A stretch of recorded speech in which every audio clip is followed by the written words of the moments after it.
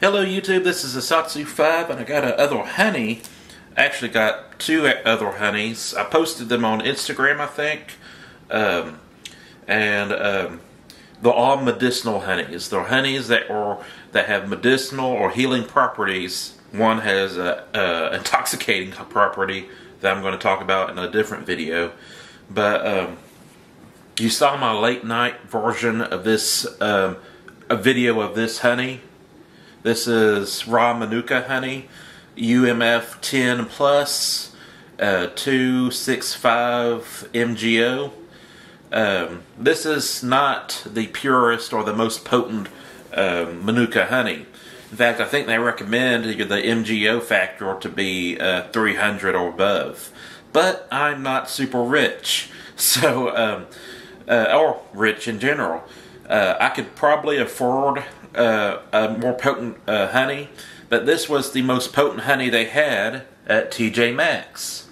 So it cost me $16.99, which $16 for that much honey is still a lot of money for honey. It's not like cheap, but you know, this stuff can get to like $70, $100 and up. So I wanted to try manuka honey, and I tried it. I liked it. It kind of has a frosting consistency and not quite consistency, but kind of a frosting texture and color to it. I don't know quite how to explain it, but it reminds me of frosting. I think I could put this on a cupcake and I'd be pretty happy with it. What I got now is Royal Sidr honey. Let that focus. This is a honey from Yemen.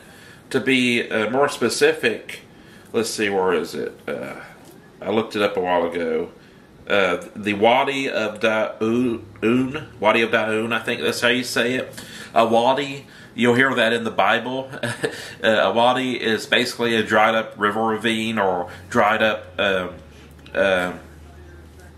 water channel that is mostly dry in arid conditions for most of the time, except when it rarely rains. When it rains, it will flow through that wadi, and wadis are pretty big. There's a lot of cool things about wadis, and you know, when you get into the Psalms and Exodus and stuff like that, you'll hear about different things, and it corresponds with the wilderness. After the Jews leave Egypt, and it's pretty cool stuff. But this is Royal Sidr honey from Yemen, Wadi of Da'un, I think that's how you say it. And in case you're an Arabic reader, there you go right there. This honey is mentioned in the Quran, which isn't super important to me, but I thought I'd mention that. This honey gets very expensive as well, and at the same time, I did not get the most expensive version of this honey. This honey cost me like $45, Sidr honey, and it's supposed to have a lot of health benefits that manuka honey has. There's a lot of crossover, like people compare Sidr honey and manuka honey, and it's like, hey, which one's better? Well, I think the manuka honey is the only honey that is FDA approved for certain things, but like they're both recognized for having a lot of the same properties, except this looks to be a lot more translucent than the manuka honey. I'm going to read off some of the health benefits of this honey, and then I'm going to give it a taste, and hopefully this video won't be too long. It relieves throat pain, cough, and flu symptoms, boosts immunity, improves energy levels, helps fight illness and healing processes, like, you know, cuts and stuff. Helps with hangovers, which is funny because this is kind of an Arabic honey, and in Islam you don't drink. Aids in resting better and feeling calm and within, whatever that means. I guess it helps you sleep. Boost memory retention, reduce bedwetting among kids, can potentially heal cancer, namely bone cancer and stomach cancer. Has zero fat and low sugar, so it can be used for weight loss. contains anti-aging properties. It can give you a fresh, healthy, glowing skin. And that it also seems to help with breast cancer as well. So, a lot of claims with this honey. A lot of crossover with the Manuka honey. It's supposed to help with wound care and a lot of other different things. And where is my knife? There it is. I was going to get rid of this knife, but I thought since I'm beekeeping and stuff, I would keep my Lagu en Bloc knife since it has a bee on it. So let's give this a try.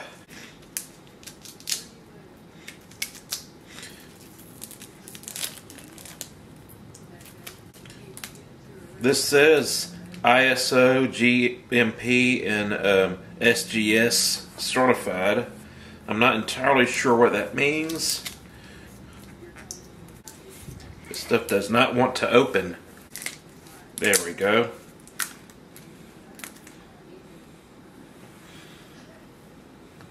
This looks more like conventional honey, as far as its look, its translucency, if that's even a word, its color. It's like a dark amber color. The other Manuka honey, I'll see if I can show this to you without spilling my honey. It's lighter brown, and it reminds me of some kind of frosting, almost like caramel. Let's give this a little taste. Again, I don't have a refined palate or a trained palate, so to me, a lot of honey tastes very similar. I can say, hey, I like this honey better, but it's hard for me to articulate what is actually going on with the honey.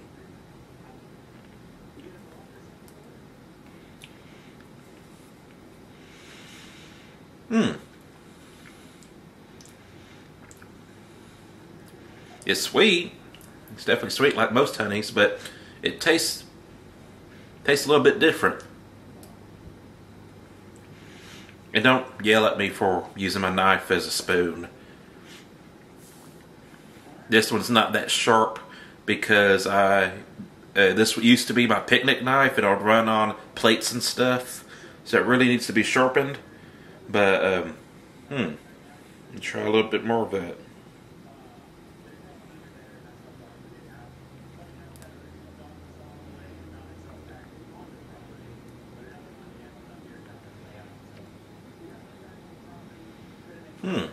I don't know how to describe that.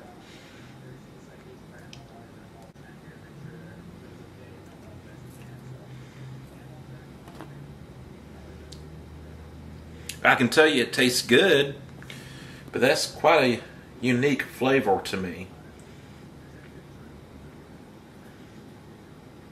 Don't know how to describe it. It tastes like honey, but it tastes a little bit different than, you know, store-bought honey. Well, I wanted to give you an introduction to Sidr honey, and I think I've done that. I'm probably going to use this in tea, along with Manuka honey. But yeah, that's pretty interesting.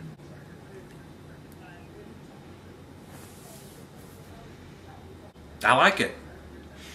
I can't tell you what I like about it, but I like it. So that's it. That's the video. Probably wasn't super exciting, but I am trying different bee products, and one that you want to stick around to see me try, because I know some of you watched the Joe Rogan Experience, but I got mad honey.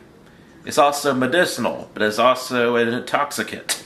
So it's going to be kind of interesting to see how this turns out. I'm not going to try it right now, but I do plan on trying it. So that's it. I'm a Satsu 5, and I'm out.